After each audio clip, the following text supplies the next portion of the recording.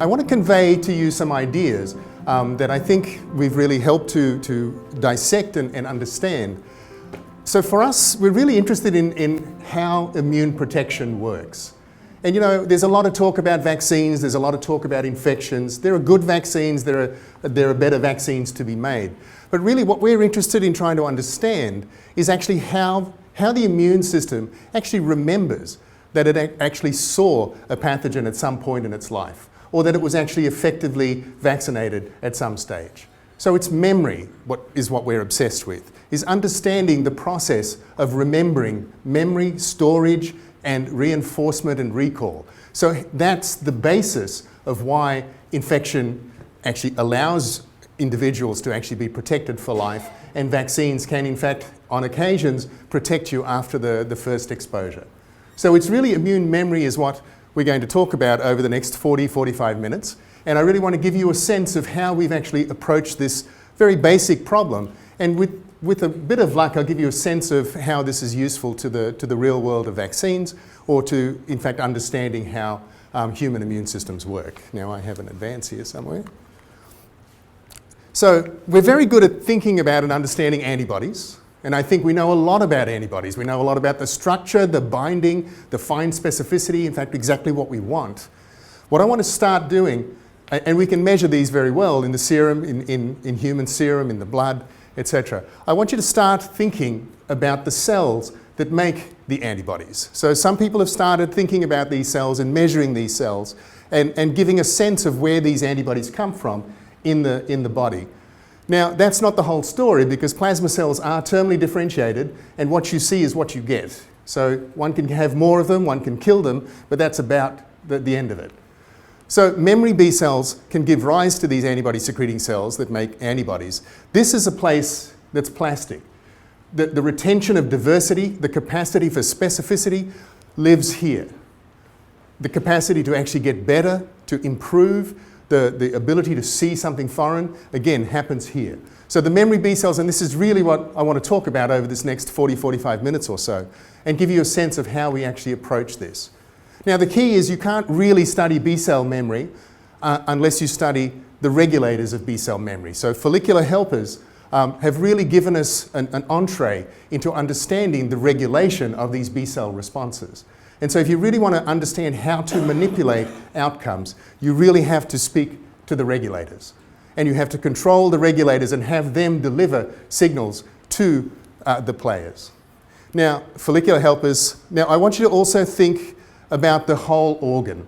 So when you get sick and you feel your lymph nodes actually inflamed, I want you to think about the cells and the processes and the orchestrated changes in development that occur to actually then bring about those antibodies and the plasma cells, etc.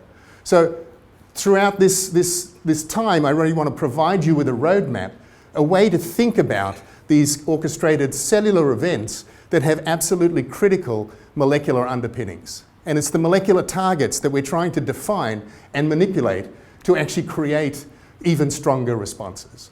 And frankly, we're a little clueless at the moment. We're still doing a little bit of stamp collecting, but we're starting to understand the subtleties of the regulation process.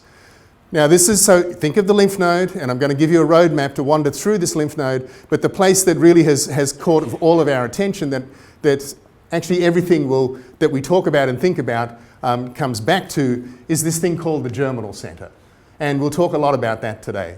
So the Germinal Center is where memory is developed. So memory, good memory is not born. You don't start off with a good memory cell, you have to make it. And it doesn't just make itself, it has to be regulated, it has to be controlled, the right things have to be selected. And that all happens in this Germinal Center reaction. So here's the roadmap. And I'll come back to this, and if nothing else, remember this roadmap, because it'll help you frame, I think, the skeletal structure of what we're trying to understand. Define the places, the checkpoints in this pathway that are critical for manipulation and regulation. And then think about the molecules that are occurring at those interfaces and how you can control those. Can you activate an enhancer? Can you block an inhibitor? Those are the bottom line manipulations that can happen from outside the system, and I think today are widely available to manipulation. So this is actually a depiction of a lymph node. And you always think in terms of location. So lymph nodes aren't just bags of cells, you have zones. In this case, the T cell zone depicted here and the B cell area depicted here. And on this axis will be time. So these are the orchestrated events that need to occur, need to coalesce and move forward for an effective immune response to occur. And this is really where our attention is placed. So I want you to think, the battle analogy for immunity has been terrific. We talk about it, about training special forces and fighting off the infection, etc. When you're trying to understand the molecular basis of memory, in fact, the neurological analogy works much better. So think about the memories that we all develop. Think about studying for an exam. Think about an experience that you have and the capacity to react to that experience, reinforce it, store it, and recall it. That's actually a much better analogy for understanding effective protective immunity. So initiation and imprinting, first two stages that actually involve dendritic cells that come from the tissue, activate naive T cells, and then actually start the ball rolling. So the T cells are necessary regulators. The B cells have to have the right specificity. They have to see the same antigen, process and present peptide to actually get that T cell help. So this is where we're going to start the talk here, looking at initiation and imprinting. And then we're going to move on to the next phase, the reinforcement and the storage phase. This is where the imprinting actually plays out, and this is where the reinforcement and storage happens, the Germinal Center reaction. So let's start here on the T cells, and then we'll move over to here. I want to touch on three things. It's really a little bit of history, a little bit of here and now. So we'll talk about follicular helpers and our road into that whole foray and the morass of regulation. Then this story, as Ari pointed out, is a story that literally came out last Sunday before last. And I want to tell you about that, about the evolution of the repertoire of specificity. I want to tell you the story, but I also want to give you a sense of how we did what we did. So it's really about the strategy, and we're particularly excited about the management of high-level, high-order, single-cell molecular data. And I want to be able to have enough time, I'll keep an eye on the clock, I want to be able to have enough time to just dwell on that data, the data part of that, to get a sense of how we disentangle the patterns that we see and how valuable it can be. So that's today, and then just a touch of tomorrow. So this is, if we have time, I'll just show you a few images from the follow-up story to this Germinal Center story that actually looks at really the plasticity of the memory B cell compartment. How does it turn into what it can turn into? What's its capability, and how does that work? So let's start at the T cells. So the T cell needs a model, and by the way, we have to work in the mouse, and I'm not apologizing for it because we want to work in the tissues. Everything that I'm going to tell you about today happens in the secondary lymphoid tissue. If you study the blood, you can only imagine what's happening in the tissue. You can try and reconstruct the dynamics of what's happening in the tissue, but if you want to impact what's happening in the tissue in the developmental phase, you have to understand what's happening in the tissue. So the mouse is a very amenable model to that. Now, I do talk to a reasonable number of vaccine audiences, and I do have to justify using pigeon cytochrome C. So why in hell do you use this strange protein antigen? Why does anybody care about the response to pigeon cytochrome C? Now, the reason is that we all have cytochrome C, and mouse cytochrome C and pigeon cytochrome C actually don't differ by many amino acids. So in essence, what we're trying to do is reduce the complexity of the antigen universe. So we're really boiling it down in this model system to a single epitope. So even though it's a protein antigen, it's a single epitope response, and it's restricted by a single class 2 molecule. There's a single peptide, and in fact the T cells that respond to this express a particular V-alpha-11, a particular V region pair that allows us to actually study the repertoire and the fine specificity of this response. Jeff Jorgensen back in '92, I'm sorry you won't be able to see any of these references here, really I think did the absolute hallmark study to put this on the map and to actually understand the level of complexity that exists in the junctional regions of these T cell receptors and the fine specificity that's involved in the development of this response.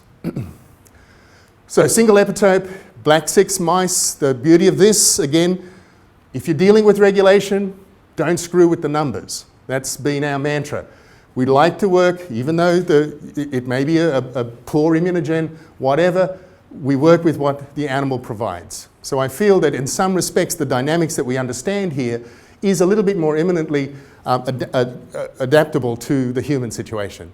But as I've often told my friends, it's attributable to one human. So black 6 or B10BR is like studying one human. So polyclonal model, we're going to look in the draining lymph node. The other beauty of this system, we're going to use an adjuvant. This is a little unusual in our world, but it's actually not that unusual in the human situation. MPL, which is a TLR4 agonist. And as I already mentioned, the tetramers, the class 2 tetramers, John and I actually built the system on cytochrome C. It's a nuisance to work with class 2, as some of you in the audience will know. But again, that gave us access not just to the repertoire, but in fact to binding specificity. And so we really built the lab at Duke, and this is a list that you won't be able to see, on this T-cell response. Now I want to fast forward just to a couple of stories to give you a sense of how we use this approach, the strategy that we use, and what we know about or have found out about with respect to the T-cell response. So we're going to look at these tetramer-positive cells. Day 7 after priming, we're going to inject the base of tail for a mouse, just like getting a vaccination. It's a formulation just like a vaccine. And now we're going to look at this day 7 time point. These are different phenotypes. These are different types of T cells. Don't worry about them too much. These are the TFH cells, and these are another 2 compartments. We're going to actually address what happens to the T cell after DC contact and how diverse is the outcome of that interaction. And in this case, we're going to look at these 3 different subsets, the TFH, the ones that actually move out to the tissue, and the ones that stay in the T cell areas of the lymph node. Emigrants, T cell resident, B cell resident. And here one can look at the level of the T cell receptor across these 3 subsets, and you can see they're identical. So the level of receptor expression is the same across all 3 subsets, but if one uses the tetramer staining now to look at the capacity of those cells to capture their ligand, you can see the difference. And this allowed us to conclude that these TFH cells actually had a higher binding capacity of their T cell receptor compared to the other subsets. And as we followed through and looked at functional analysis at the population level, what we saw is that the outcome, the initial outcome of the contact with the dendritic cell was expansion and then differentiation based on programs that are driven by major transcriptional repressors.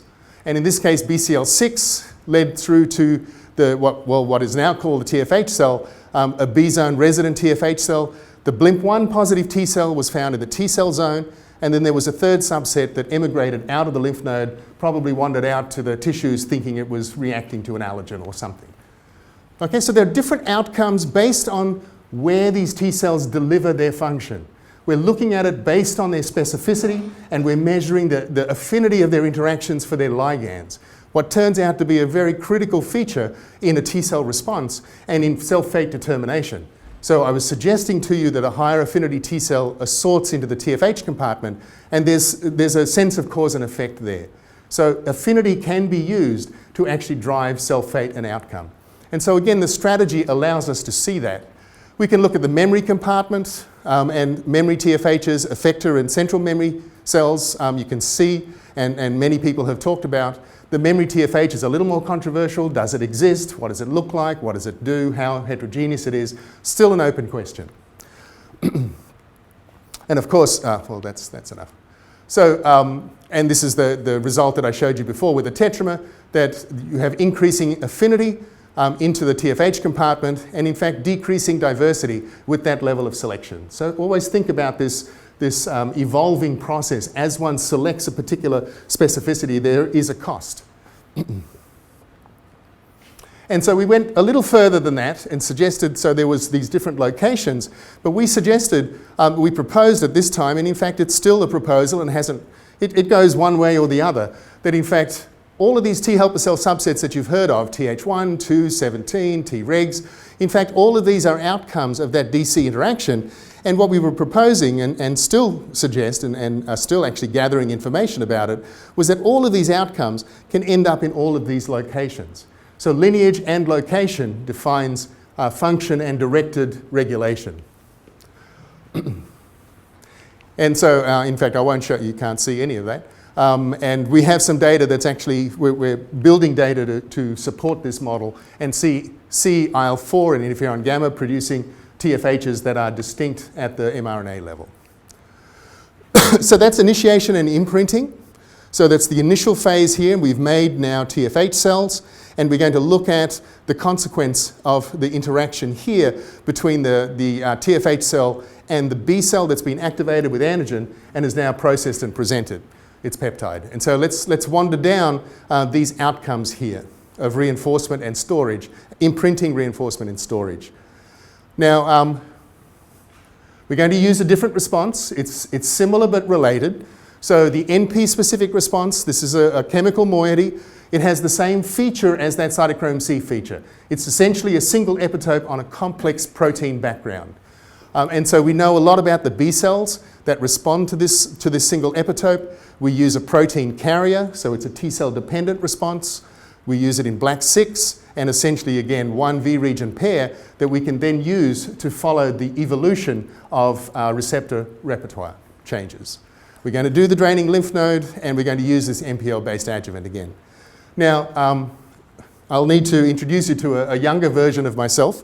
I have been obsessed with the Germinal Center and memory development for a long time. And really since '91, since I defended my thesis, I've stood up in front of some kind of a model that talks about the activity or the association of the Germinal Center. Ari also introduced my PhD mentor, Gus Nossel, who really was the person who I think infused me with this need to understand cellular heterogeneity at the single cell level. And I think with Joshua Lederberg, Gus was the one to really show, using hanging drop cultures, that one B cell produced one antibody. So in essence, a proof, or at least a reasonable way of thinking about the clonal selection theory as being organized at the level of clones. So 91, the molecular characterization of single B cells, I think again Ari mentioned. This is actually the first single cell PCR from B cells. And we were able to actually amplify up. The guys in the lab actually really poked fun at me that, I think we only had 6 single cells in this particular gel. But we were able to actually look at the repertoire, the heavy chain and the light chain from single B cells, and it allowed us to really see the development and the increase in diversity within the antigen-specific compartment.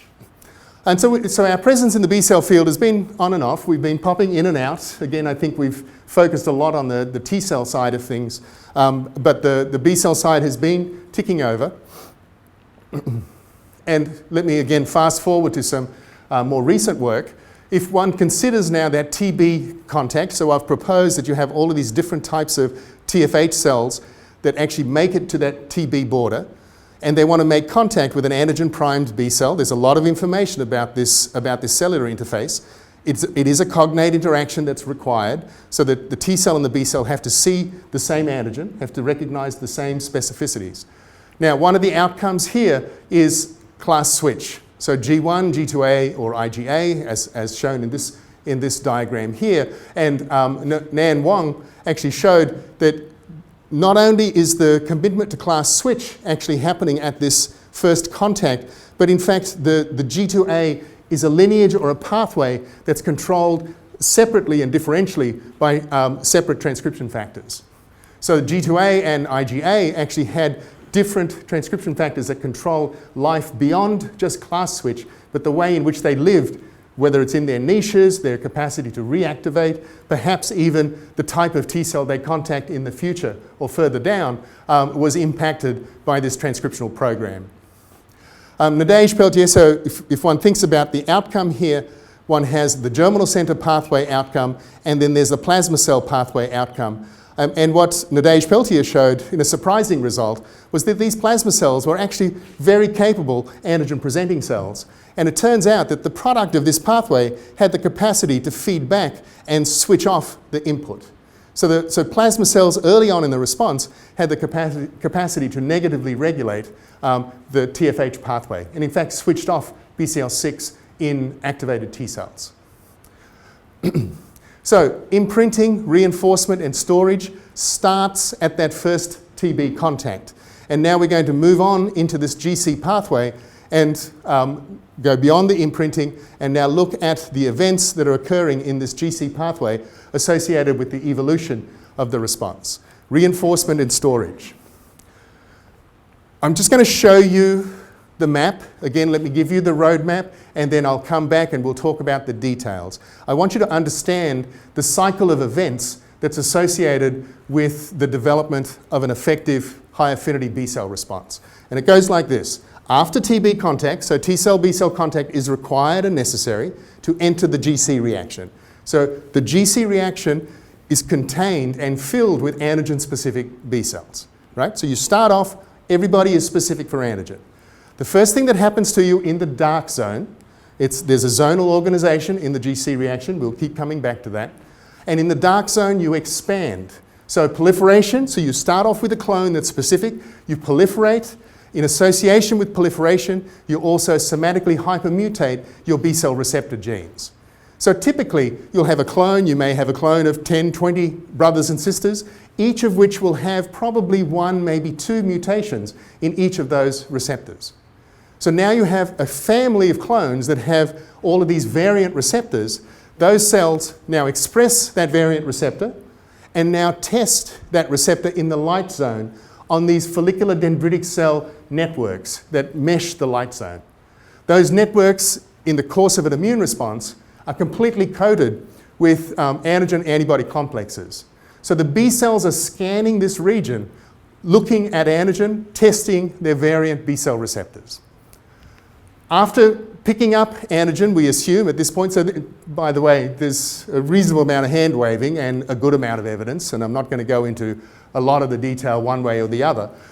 But at this point, the best case scenario, the best idea suggests that if you have a higher affinity, if your mutation gave you a higher affinity receptor, you will take up more antigen, process and present more peptide MHC complex, and the presentation has to happen. Again, the T cell stands as the gatekeeper.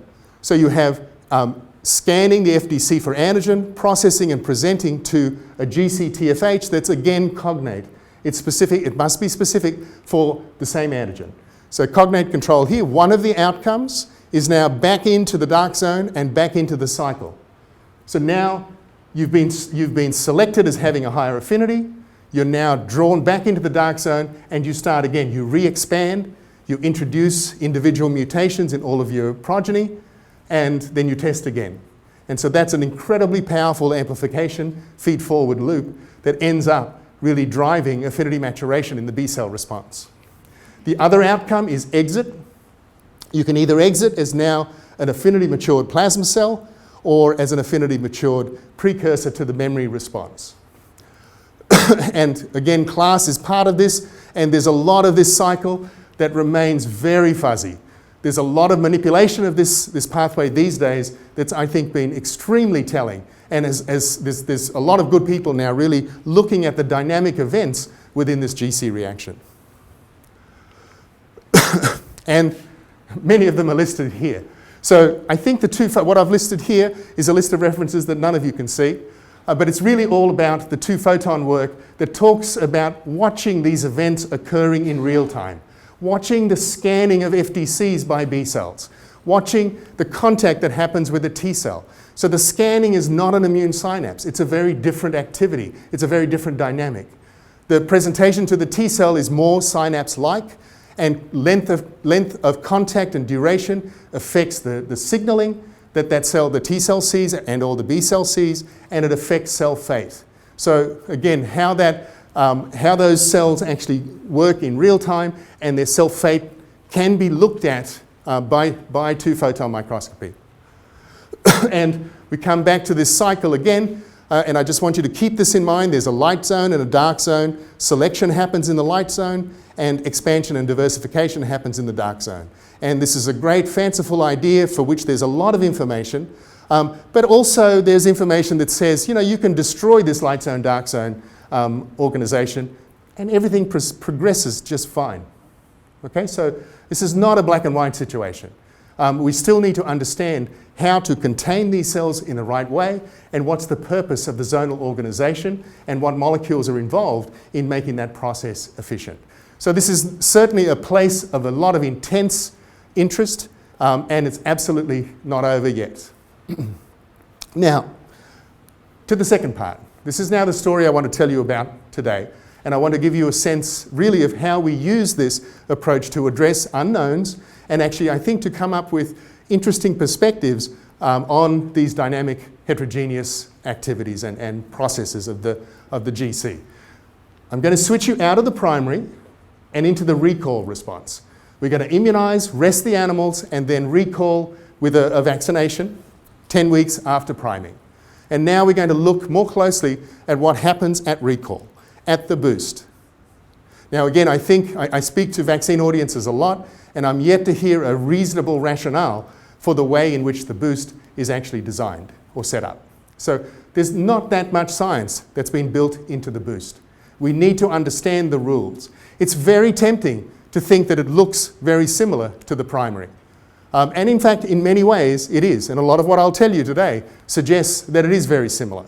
But again, I think the experiments need to be done, the details need to be addressed, and in fact, some of them are special. Some of the issues are special and should be addressed in a special and careful fashion. So here's the story I want to tell you about. We're looking at the evolution now of the memory repertoire. We're looking at the cellular and molecular basis of this. Now here's the conundrum, and we can talk about this for an hour, but really I want to tell you that from human infection and the study of vaccines and peripheral blood, the idea is that there's continuous and extended BCR diversification. Memory cells will continuously introduce somatic mutation and be selected for higher affinity. Now the problem with that is it's the blood. And many of those studies have not addressed what's happening in the tissue. So the basis of that change, the basis of that pattern is unclear. Now, along come people with the mouse, in the mouse model, and in fact, what they're calling into question with adoptive transfer is that switched memory cells can't form these secondary germinal centers. Now, there are exceptions. You get a little bit of a response here, you're not there. I would argue that the biggest problem, if there's a problem with these sorts of results, is the action of adoptive transfer. Too heavy-handed a manipulation of what is essentially a static situation or a static environment well, whatever. So switched memory cells, do they even form germinal centers? So we came into this really addressing a very simple question, and we needed to show whether a secondary germinal center actually even occurs on recall. And many responses, even the responses in intact mouse models, showed a paucity of a germinal center reaction and a huge plasma cell reaction. So we addressed this question using the NP model. So this is the first data I'll show you from the NP model. And we're going to use antigen and the fact that the lambda light chain is expressed. So we have B cell receptor and antigen binding directly by flow. And this is the starting point, naive. This is what day 70 memory looks like. Day 4 after the boost, you can see the expansion here, and it's much greater than the frequency tells you. And then we're going to use phenotype to actually hone in on, in this case, GL7 high, CD38 low cells, which are germinal center cells. So we can tell by phenotype broadly something about the function of these cells. And here are some, this is a transcription factor showing that these cells express the critical transcriptional repressor associated with the germinal center. Now here's the numbers. Just tell you that this is, while this is only a 2-3-fold increase in frequency, you have up to 100-fold to 200-fold increase from your memory starting point to the peak of the secondary germinal center reaction. And these different conditions here tell you that in fact you can use an adjuvant or you can use soluble antigen, and there's really not a huge amount of difference in the size of the germinal center reaction. So innate activation is not required for this secondary germinal center activity. These germinal centers look perfectly fine. So this is this is a secondary germinal center. The IgD hole in the B cell area is seen here. If you look at AID expression, which is the enzyme associated with mutation, you can see the activity. This stain here shows you light zone, dark zone difference. You can look at BCL6 staining here, and again, all of the cells and nuclear staining for BCL6. And if you could see this, you'll see that these GCs are also filled with CD4 T cells. So the cells are forming GCs, the structures look fine, all of the pieces are in place, but do they do what they're supposed to do? So the function is assessed in this fashion. So the fact that we know the V regions that are used by these B cells, we sort index sort, so we know which cells we started off with, and in this case just 96 cells based on phenotype, and we're going to sort them as single cells for a repertoire analysis. Now the repertoire analysis we can look at in many different ways, and I just want to summarize it here, looking at the starting point. This is a GC from day 14 to 70, and this is the memory compartment at day 70 before recall, and then this is the pattern of the boost at day 4 and day 8 after the boost.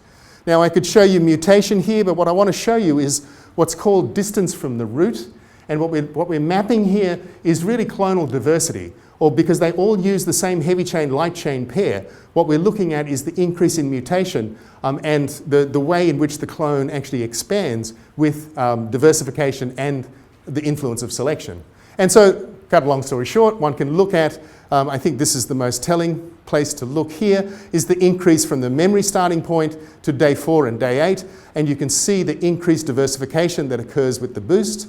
And you can see here also, and we're just starting to look at some of these issues, that the adjuvant does have an impact on the diversification that happens at the clonal level in these secondary germinal centers. So there are ways of impacting the rate and the extent of the way these micro environments function. But I prefer to look at that data in a different way as a dendrogram, or looking at the diversity. Think about cells at the end of each of these points here, and these are all on the same scale. And this is what a set of clones looks like in a germinal center at day 14. This is day 70 starting point, and again you can get a sense of the diversity, and then comparing that, again on the same scale, to the sort of diversity or the burst activity that one sees at the day 8 time point. So you get this sense that I showed you in the previous graph that you can quantify, but you're increasing the diversity in these GC environments. So GC function is again ongoing in these secondary compartments. I do need to keep moving. So how do they work, right? So we've got time. This is really where I want to stop and think about. I want to show you the data, and I want you to think about the type of data that we can actually access with this system. So we have repertoire, we have phenotype, we have repertoire at the single cell level. We can now, using the fluid ion biomark system, using 96 TACMAN assays, now interrogate each of those single cells for which we have this information indexed across for gene expression across 96 different assays. And this integrated single cell analysis really allows us to really speak to the history of the cell from a particular organ at a particular time, etc. So this is the type of data that you see, and this is the sort of thing that's been driving us mad for months, if not close to years. How does one deal with the patterns you see? So this is a typical plate, 96 individual genes, 96 individual cells, and you see something like this, 10,000 data points approximately, right? And you can see your negatives, etc. So this is the sort of raw data that comes off the instrument. And you can now organize that data in different ways. And so, of course, we select the assays based on function, surface molecules, cytokines, transcription factors. We have to validate the assays, and here's the single cell levels here, and this is 10 cells and 3 cells, to get a sense of linearity of each of the assays. So there's a good amount of technical upfront.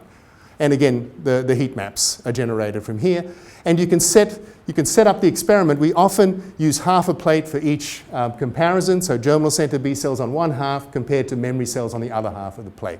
It turns out that there's not a lot of processing error across experiments. So that sort of manipulation of the design is not necessary once the system is stable. So you can look at this data in many different ways. Here's one way. You can look at one gene at a time. You can look at single cell expression of that one gene at a time, and you have, in this case, 87 of the 96 genes actually give you useful information. And so let's look at a couple of great genes. BCL6, I told you, is needed for the GC reaction. And you can see here that at day 14 or day 70, there's a lot of cells that express that key transcriptional repressor in the GCs. You can see the frequency is down and the level is down in the memory compartment. Ki67 is actually not just it's actually activity associated with proliferation. And you can see here even that day 70, 10 weeks after priming, those GCs are just fine. They're doing their BCL6 job, and they've certainly many of them have recently proliferated. And one can imagine that these cells here, the memory compartment in those same lymph nodes from the same animals, have recently exited. But again, this is stories I'm just telling you. And we'll get back to that in a moment. Right, and then you can see the activity. So a boost of activity for BCL6, a boost of activity for Ki67, no difference whether you use soluble or adjuvant, no difference in Ki67 or some differences at the level of frequency. So one can think of levels per cell, one can look at the distribution of populations, looking for bimodality, looking for levels again, and I remind you, and I have to keep reminding myself, we're looking at message. Okay? So we're looking for the transcriptional programs that underpin and drive these activities. Now, it gets interesting when we start trying to look for patterns and start trying to deal with all of these genes at once. And here's a relatively standard now principal component analysis on 372 of those cells. And I'm showing you PC2 versus PC1 here for the 87 of the 96 genes versus a PCA for 9 genes. I'll explain that in a moment. And so you can see the spread of these 372 cells across this PC1, PC2 map. One can now look at specific genes and look at the way in which specific genes are actually displayed on this map and actually try to get some sense of order or organization within this map, within this activity of cells.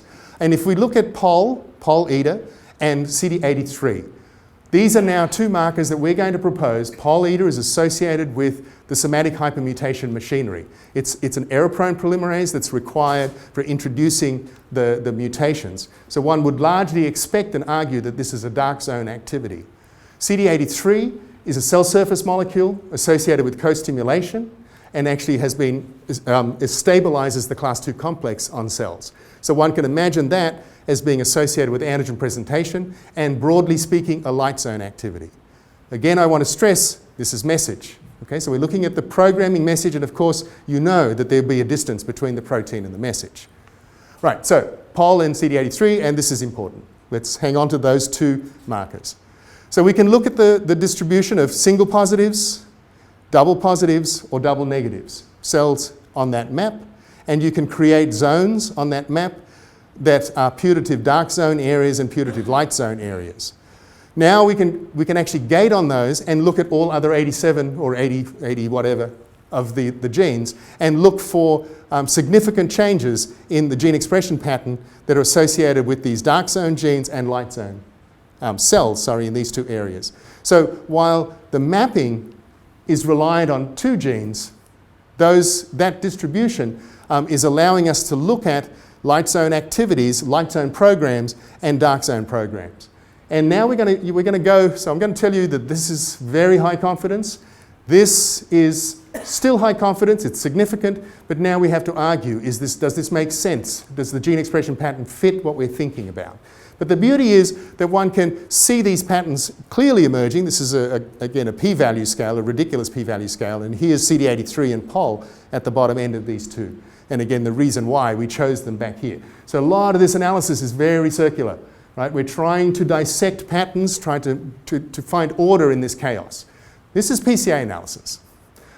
The good news comes here, t-SNE analysis. So it's if you like, the next generation PCA. It's not about variation. It's actually a clustering program, and it's a clustering program based on the t-tests, and it's really talking about things that are embedded. It's taking multidimensional data and actually compressing it into 2 dimensions. So it does a similar kind of job to PCA. It allows you to manage large, high-order data sets and represent it in a way that hopefully can then be tested in other ways.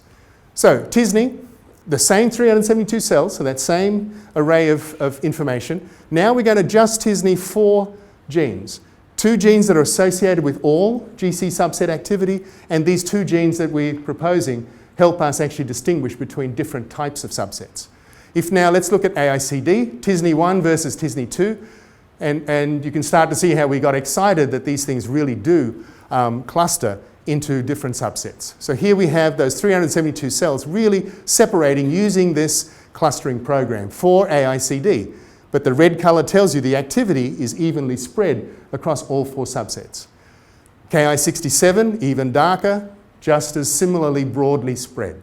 So clearly neither of these 2 genes is contributing to this distribution.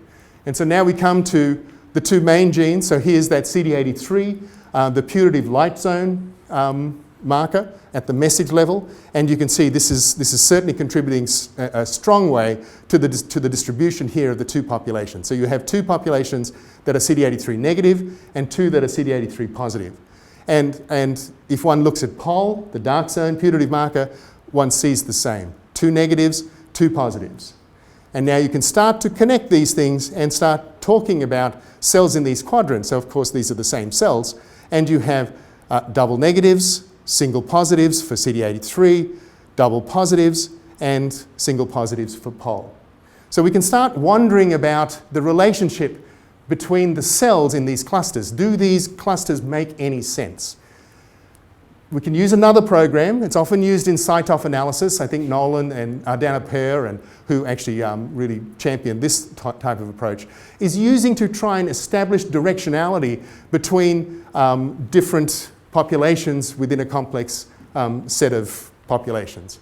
And what you can see here is this Wanderlust analysis that's trying to predict the relationship between CD83 and POL across these single cells and trying to assign a score, a Wanderlust score. This is hard to look at. It's better to think about this in this fashion.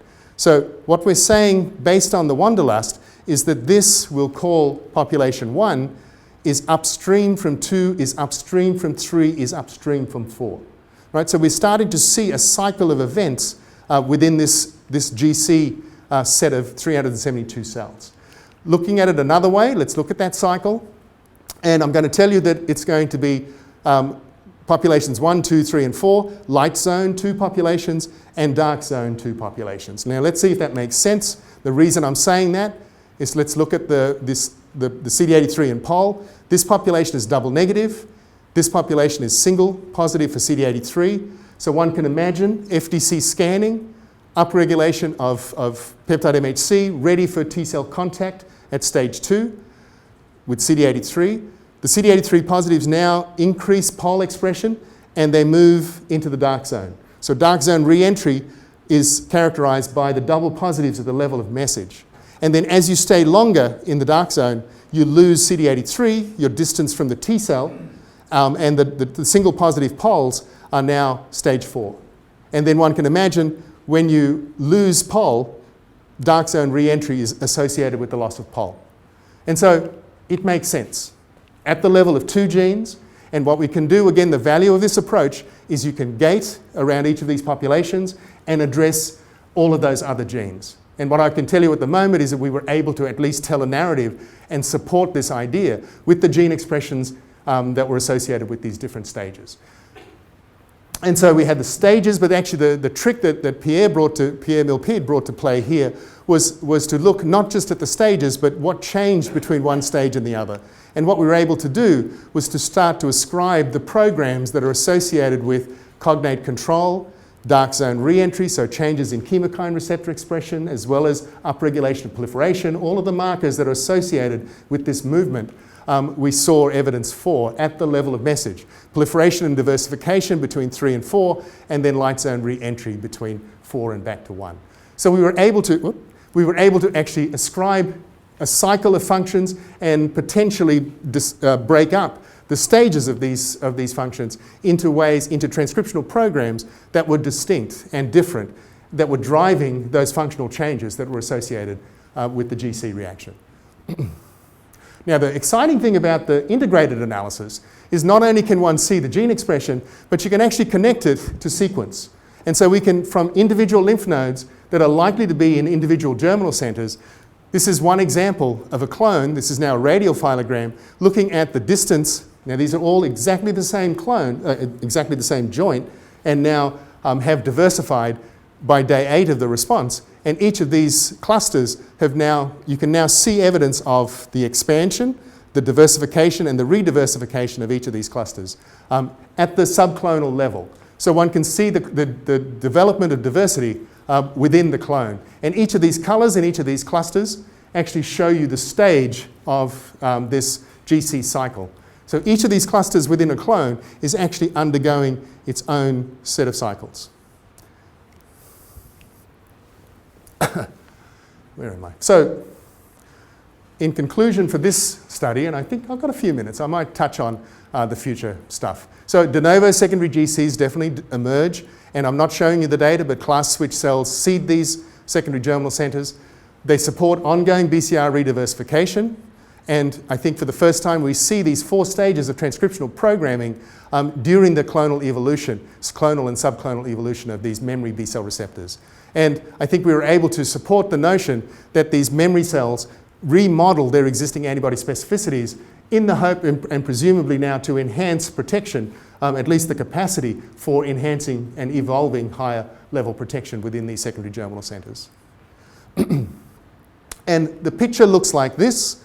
And so what we're now showing very clearly, if you carry a switch in these experiments, if you take memory T cell help away, the system stops here. So you don't get a secondary germinal center reaction, and you don't get the memory pathway or the plasma cell pathway actually developing.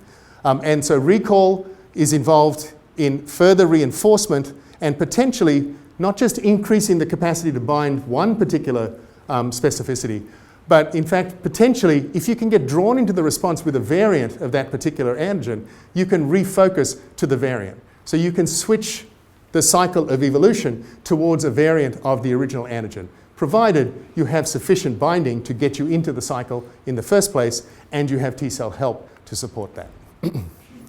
Now, I'm not going to have time to do the last part. I think I'll leave it there.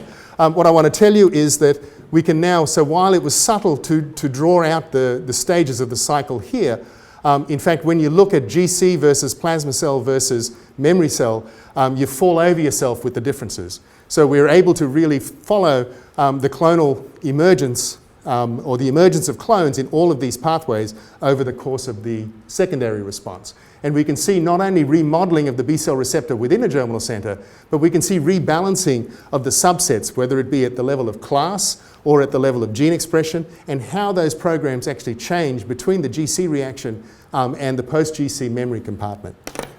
So we started with this slide, and I would like to end with on a personal note. As I was actually teaching the class today about infection and vaccines, etc. And I just continuously use the example of measles. And it's kind of annoying to keep bringing that issue up, but I think it's a very pertinent issue as we think and talk and try to understand how vaccines work and actually increasing vaccines. And I think what happens to us with these so-called innocuous childhood-like diseases is we forget that they really can have a ravaging impact on the population and on people's lives. And I think we in the West, in the developed world, do forget these things. So this is my family, and I want to tell you that at 5 years old, my father actually contracted chickenpox and died, and affected, and I think that dynamic affected and ravaged our family in a way that was quite significant, and certainly allows me to I think drive the work that we do and the type of understanding that we're trying to project. And I think we shouldn't forget, again, what are considered innocuous activities. We shouldn't forget that they do ravage lives. But on a lighter note, people did ask me which of these creatures I was. And so these are my siblings, and I'm this little guy down here. Now, over the years, lots of people, obviously the beauty of this job is the people you get to work with. This is where we started at Duke, and I think we had really a wonderful set of people. You won't, again, unfortunately, you won't be able to see a lot of these people. And I think the initial stages at Duke were really a wonderful time to set up the lab, set up the program, and get the momentum moving. And I think the shift to Scripps certainly speaks for itself with the quality of colleagues that one gets to interact with, and the level of science that gets done in this environment is outstanding. And frankly, the play is not bad either. So the people are engaged, enthused, focused, but also have the capacity to play and enjoy life. And again, a real pleasure. And so lots of faces, lots of people, and I certainly can't thank all of the people by name. I think for the last story and the following story that I didn't get a chance to talk about, I really want to highlight my partner in crime and my really long-term scientific collaborator, Louise, who really drove the initiating studies and actually really threw us into the single-cell work that really required some guts and determination to push it through to a place that helped us make sense. of the whole story. Pierre Millipede, a wonderful postdoc, French postdoc, who's now gone back to Marseille, and really a wonderful person that worked really hand in glove with Louise throughout this whole project and the follow-up project. And let me just say that there are many people, and I'll show you the list here, in the B cell side of things, the T cell side of things, the DC side of things, and others, as well as, I think, again, wonderful collaborators at Scripps. So I believe there's no questions in this forum, which is a bit of a shame, but I certainly would like to ask you to actually join me for a beer and some munchies, and I think I actually stuck to time. So thank you. Thank you again for your attention. Thank you, Mike. What an understanding.